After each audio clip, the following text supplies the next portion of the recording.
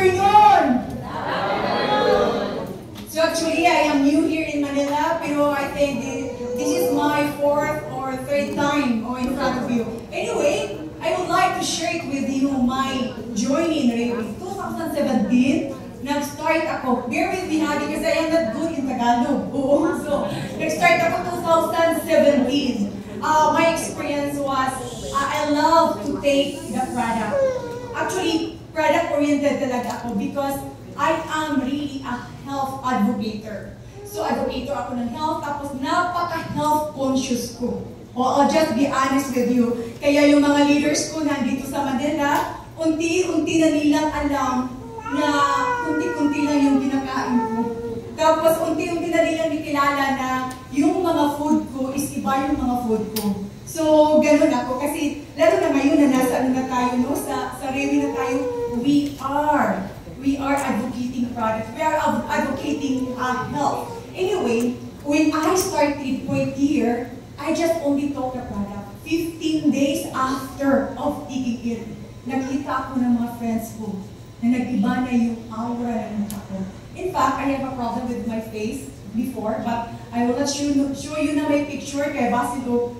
Baka bibili kayo ng maraming point here. So, I won't show it anymore. Anyway, so, nag-take na ako. So, maraming tanong. So, I told them na I'm taking this kind of product. Then that's the time na nag-start na akong mag-share. That's the time na ang dami nang bumili sa akin. I thought na ang real way, I have to sell the product. Wala akong idea kung ano ba talaga yung system na really. Akala ko binta ng binta. So, nung nag-enroll ako 2017, that was February 25. Nung nag-enroll ako ng pangalan, pero nakatake na ako ng product previously.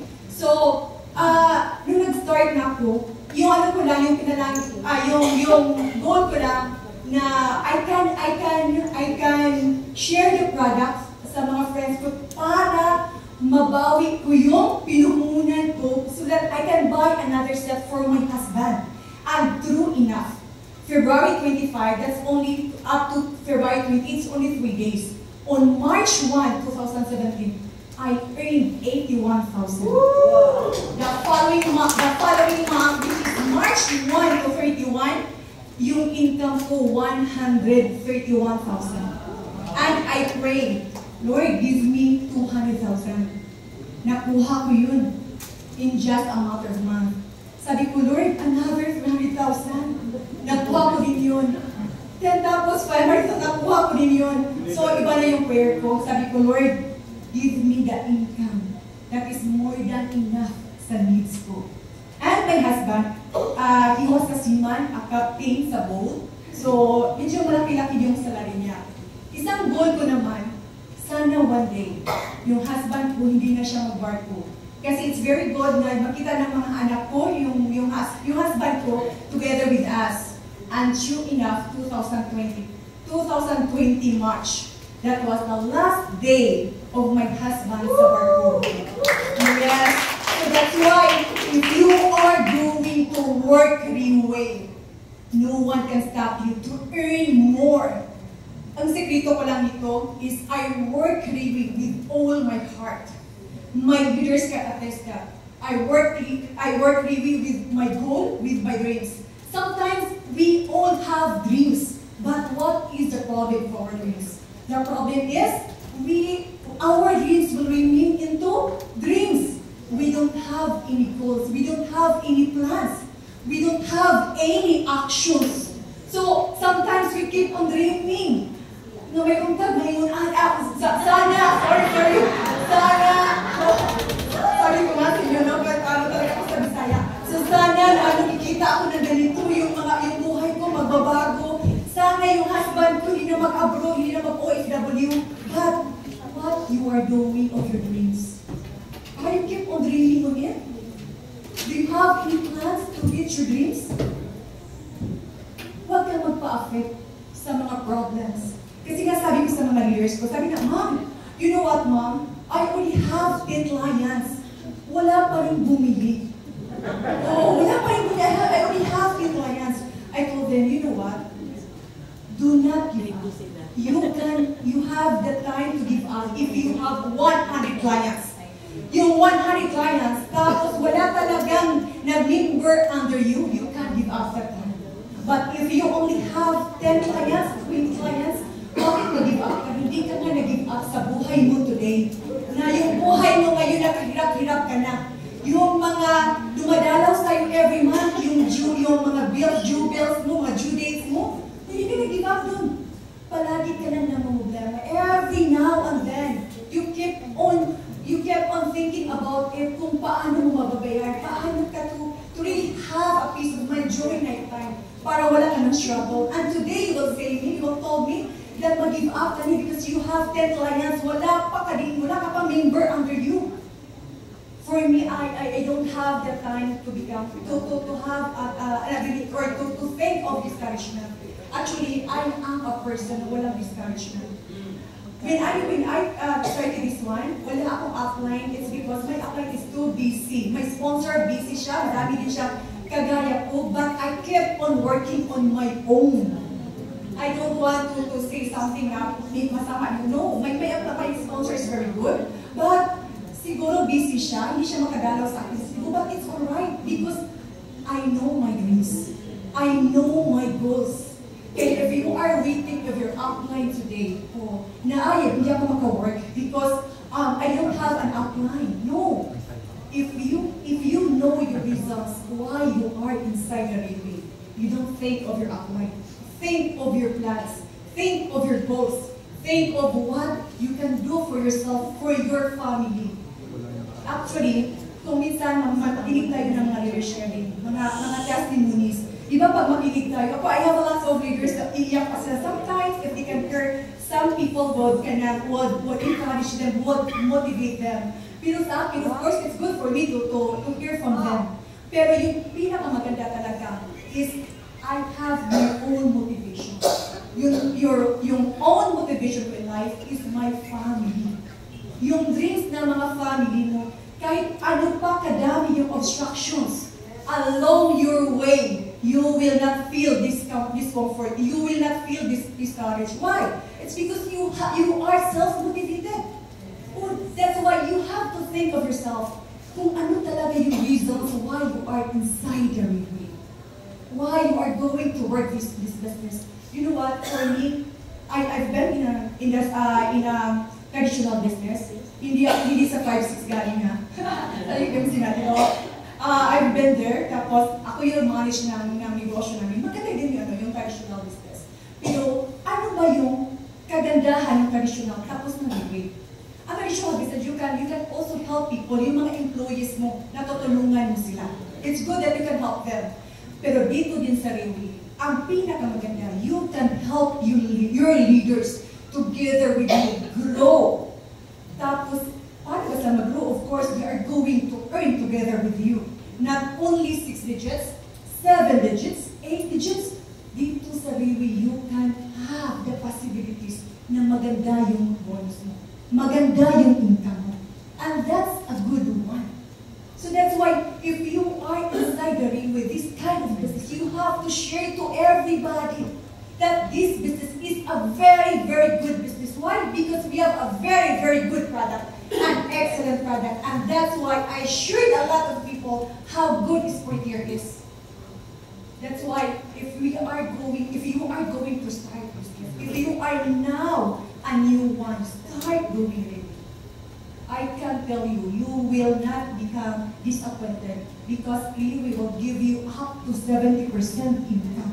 Who will give you that? We will give you up to 70%? Then 30% lang ang pumasok sa railway. Tapos lahat the support ng railway and be to that. Then, one thing more. If you are now a leader or non-member, you have to increase your value. How to increase the value? If you know how to increase your value, I'm sure money will go or money will follow you. So, for me, one thing to increase value is you have to do railway in the right way. So, how to do it in the right way? Of course, once you're going to introduce, you have to give value to yourself. You have to give it na kung ano ka. Paano paano mo i-share yung product? How could you share the product if you're not doing good? Kung nagkasakit ka, kung may sakit ka, you didn't give value because you are introducing your product is for health, tapos nagkasakit ka, umuubo ka dyan, di ba? Tapos, oh yes, dapat tayo, mabango tayo, when we are going to present our product, remember you have to present yourself to your clients. That's why give value. Tapos, how to increase the value? Of course, when you are earning. When you are earning, you are also increasing your value as a person, your value as a wife, your value as a husband. So you have to increase your value. Hindi dapat na kung ano ka ngayon, ganyan ka na lang palagi. Yes, if you know how to increase level by level, you have to learn every speaker in front. You have to learn from them. Kahit hindi pa sila marunong magsalita. Oh, might be one word that will hit you. Then, aside from that is, you have to value the business that you have right now. Kasi ang dami-dami ng mga leaders na pumasok dito, but he doesn't know how to value. Ganon din ako before. You know what? Pag-start ko, in just a matter of weeks, nagiging 1-star na ako. But I did not know kung anong value being a 1-star. In just a few months, maybe 1 month or 2 months, nagiging 2-star na ako. Hanggang nagiging 3-star ako, hanggang nagiging pavo ako. And yet, I don't know what is the value of pavo. Hindi ako marunong hindi talaga ako nag-a-attend ng mga events. Kasi I was thinking, it's just only for sales. Railway, the system of railways, nagtitinda lang ako. I am earning so much. When it comes sa earnings, madami. Pero, hindi ko alam kung ano talaga yung system ng railway. Hindi ako nag-a-attend. 2019, there was a video is close to my heart. Alam niyo, Jaime yun, ng mga videos. Tapos, he really told me everything. Siya talaga yung nagturo sa akin. Siya yung nagsabi na ganito yung Jenny. Hindi talaga siya nag-give up.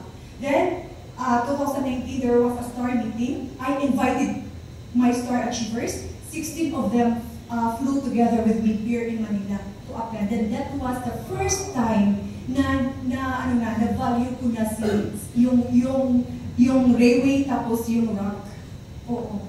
Tapos, for me, ang dali-dali ko lang nagiging 1-star, 2-star, 3-star without really my more effort.